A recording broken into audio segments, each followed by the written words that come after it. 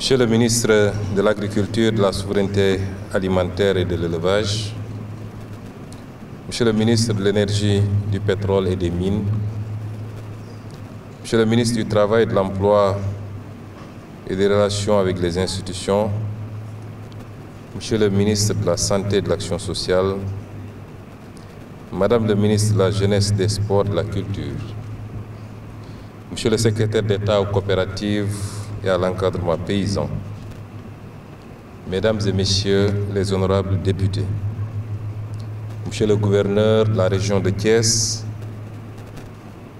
Messieurs les préfets et sous-préfets, Messieurs les élus locaux à la tête desquels Monsieur le maire de la ville de Thiès, Messieurs les partenaires techniques et financiers,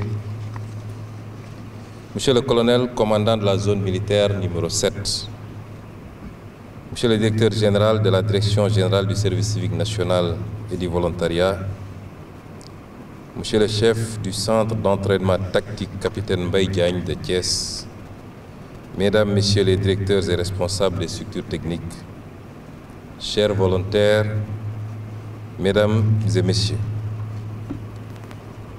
c'est avec une immense fierté que je prends la parole aujourd'hui à l'occasion de cette cérémonie marquant la sortie de la première promotion de volontaires agricoles et le lancement du programme agricole 2025.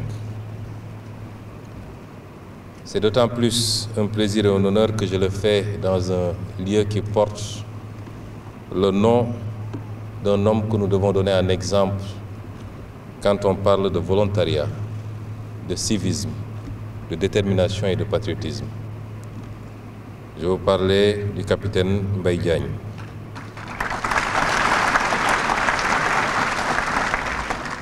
Vous me permettrez également de saisir l'occasion pour rendre un hommage appuyé au colonel Pape Mignane Diouf, qui a été mon aide de camp et qui pendant 1 an m'a servi loyalement et qui, jusqu'à son rappel à Dieu, était rattaché à ce camp.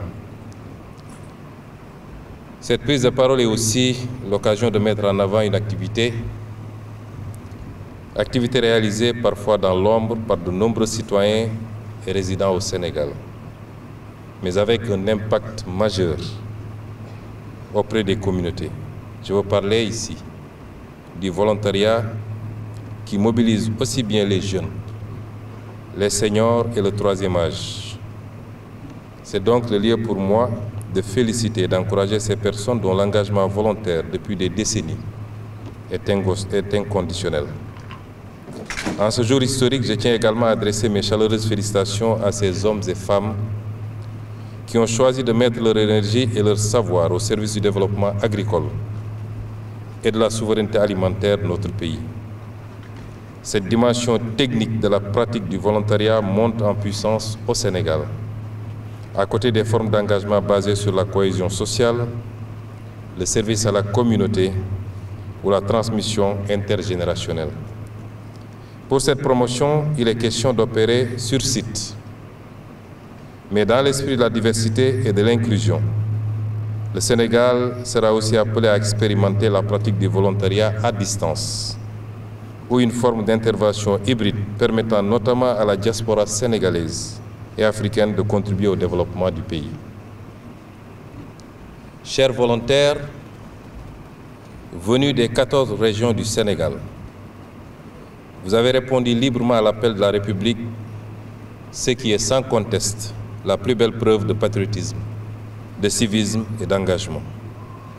Vous avez été sélectionnés à l'issue d'un processus rigoureux, transparent, inclusif et équitable, lancé conformément à mes instructions données lors du Conseil interministériel consacré à la campagne agricole 2025-2026. Ce processus, piloté par le ministère de l'Agriculture, de la Souveraineté alimentaire et de l'Élevage et par la Direction générale du service civique national et du volontariat, a mobilisé l'ensemble de l'appareil public agricole, je veux dire les directions nationales, les structures sous tutelle comme les partenaires techniques. Un appel à candidature nationale ouvert et public qui a permis de recueillir près de 3000 candidatures en ligne pour aboutir à la sélection de 1000 jeunes Sénégalais, dont 250 femmes. Vous me permettrez de rendre un hommage appuyé à ces 2 femmes, mères de famille, qui ont suivi cette formation avec leur bébé dans ce camp et qui ont tenu jusqu'à la fin de cette formation. Chers volontaires, vous avez été formés et vous allez continuer à être formés pour être des acteurs de terrain, des relais de l'État, des facilitateurs du changement, des modèles de ce que devrait être l'engagement de la jeunesse pour la construction de notre pays.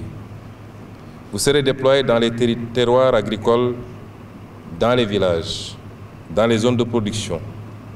Vous y jouerez un rôle essentiel en partageant et en propageant le civisme et la citoyenneté à travers les organisations paysannes et les coopératives locales, à travers l'animation rurale, à travers le conseil agricole de proximité adapté aux réalités locales, mais à travers l'accompagnement des dynamiques de développement local sous la supervision des élus locaux et des services techniques déconcentrés. Votre action sera encadrée, structurée et suivie. Vous rejoignez des milliers d'autres volontaires, citoyens actifs au service de la nation. Mais vous devez faire encore et toujours plus dans la nouvelle approche du volontariat institutionnel que nous voulons expérimenter. Vous êtes en effet les pionniers. Il s'agit ici d'un modèle de base sur lequel la Direction générale du service civique national et du volontariat devra appuyer avec les différentes administrations centrales pour mobiliser toutes les politiques sectorielles des volontaires institutionnels qui viendront en appui, tout en mettant en priorité dans les réflexions les modalités d'insertion à la fin de l'engagement. Vous avez su répondre à l'appel de la patrie ne vous oubliera pas.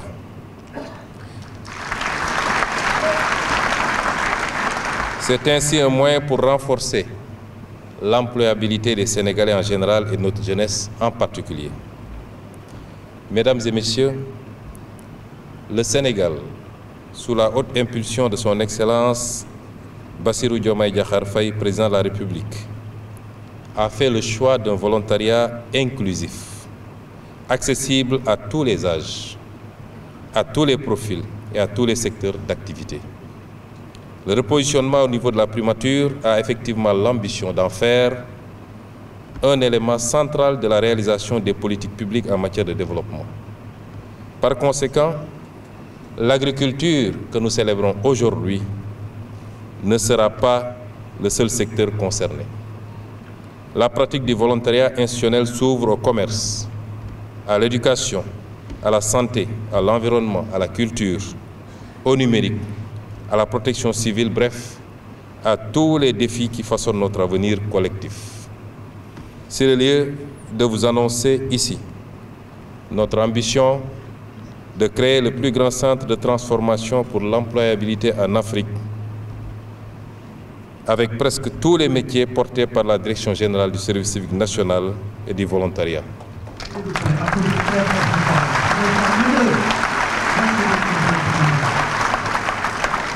Nos équipes y travaillent et dans un futur très proche,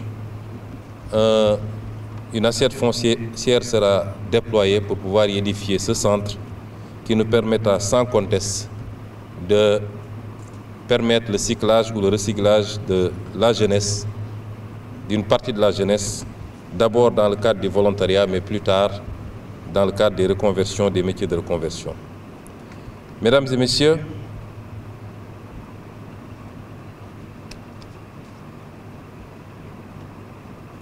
le volontariat est un moteur de transformation sociale, un instrument de participation citoyenne et un levier d'opportunité pour notre jeunesse, mais aussi pour les moins jeunes. Parce que quand on parle de volontariat, le premier réflexe, c'est de penser que ça concerne uniquement les jeunes. Mais ça concerne également les moins jeunes, qui sont riches d'expérience, de savoir-faire et surtout de savoir-être. L'exemple a été donné tout à l'heure à propos des anciens directeurs du service civique national qui aujourd'hui devront être les premiers volontaires pour accompagner l'actuel directeur général à continuer à offrir un cadre le plus approprié possible pour la formation des volontaires. Le volontariat est également un moment de transformation professionnelle pour les seniors, une opportunité de mettre leurs premières années d'expérience au service de l'État ou des acteurs non étatiques du volontariat. Je saisis donc cette opportunité pour rassurer ces acteurs non étatiques du volontariat, parce que beaucoup d'acteurs non étatiques s'agitent également dans le volontariat et font un travail appréciable. Je voudrais les rassurer de l'importance qu'ils occupent dans le dispositif qui se mettra progressivement en place pour la gouvernance du volontariat au Sénégal. Le volontariat non étatique est plus proche des communautés et par conséquent plus à même d'avoir un impact plus durable pour le développement de notre pays. Le chantier est vaste et tous les acteurs sont donc invités à travailler méthodiquement pour le finaliser. À nos compatriotes de la diaspora, je voudrais vous inviter à rejoindre ce grand mouvement. Le Sénégal vous appelle, vos compétences, vos idées, vos expertises sont précieuses pour nourrir et faire grandir ce nouvel élan national. À nos partenaires internationaux et aux amis du Sénégal, le volontariat sénégalais est aussi un espace d'accueil, d'échange et de coopération. Nous vous invitons à vous investir, à collaborer, à co-construire avec nous des projets porteurs de sens et d'impact durable. Mesdames et messieurs, le volontariat est un acte patriotique fort, un don de soi pour la nation. C'est un choix noble, un acte de foi à l'avenir et une preuve d'amour pour notre cher pays, le Sénégal. Aujourd'hui, en lançant cette cohorte 2025, nous faisons ce pari sur l'avenir. Et ce pari, je le fais avec une grande confiance, parce que je sais que le Sénégal regorge de talent, de forces vives et de cœurs prêts à servir. Ensemble, faisons du volontariat un pilier de notre développement solidaire et surtout inclusif. Ensemble, un jour, ensemble toujours, ensemble, nous irons très loin. Vive le volontariat, vive les citoyens engagés, vive le Sénégal. Je vous remercie.